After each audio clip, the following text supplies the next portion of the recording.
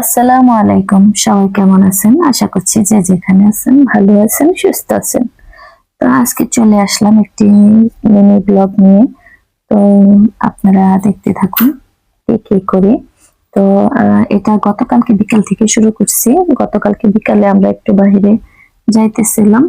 তো হুমায়রা বুড়ি আর ইয়াসিন আমার আগে আগে হাইটা যাইতেছে। তো দেখেন বুড়িটা দৌড়ে যাইতেছে, এত দুষ্টু হয়েছে। তো আমরা এখন রাস্তায় এসে রিক্সার জন্য দাঁড়ায় রয়েছি।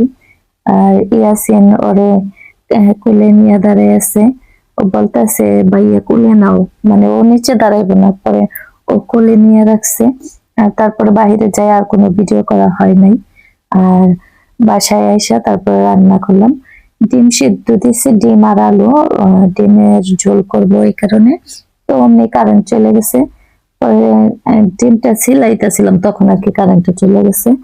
তো ডিমগুলো ছিলে আমি রাইখা আসছি। আর ভাবলাম যেহেতু কারেন্ট নাই, রান্না করতে দেরি হইব, তো হুমায়রাকে একটু খাওয়াই দিই। তো ও অর্ধেকটা ডিম খায়।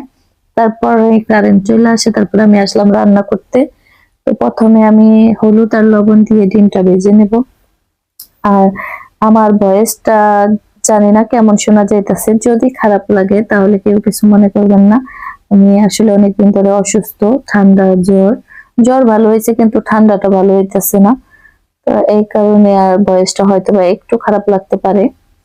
তো ডিমটা আমি ভেজে নিলাম আগে, তারপর ওই তেলেই আমি আবার রান্না করে নিতেছি।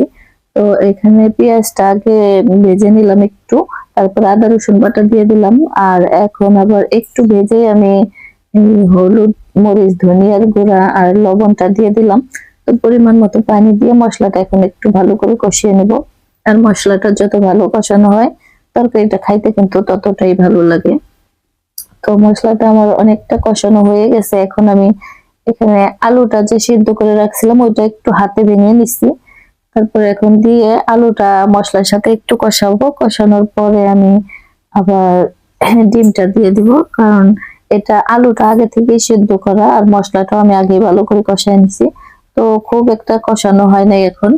তো দেখেন আমি রান্না করতেছি আর আমার হাত থেকে খরচুনটা পড়ে গেল। আমাদের গ্রাম ও ভাষায় খরচুন বলে, জানি না কি কি বলে। তো আমার মনে হলো পানি একটু কম হয়েছে, মানে ঝোলের জন্য। আর আলুর তরকারিতে একটু ঝোল বেশি দিতে হয়। তা না হলে দেখা যায় তরকারিটা ঠান্ডা হলে ঝোলটা অনেকটা টেনে যায়। তাই ঝোলটা আবার একটু দিয়ে দিলাম। আর আমার রান্নাটা প্রায় অনেকটা হয়ে গেছে।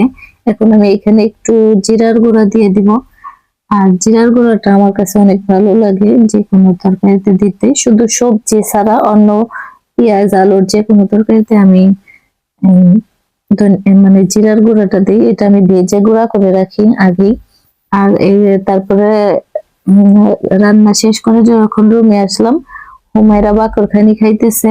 আর একটু পড়ে গেছে ভাইঙ্গা খাটের উপরেও, বলতেছে যে না এটা ভাইয়া ফেলছে। তো আমি বললাম তো না, ভাইয়া তো ফেলে নাই, তুমি ফেলছো।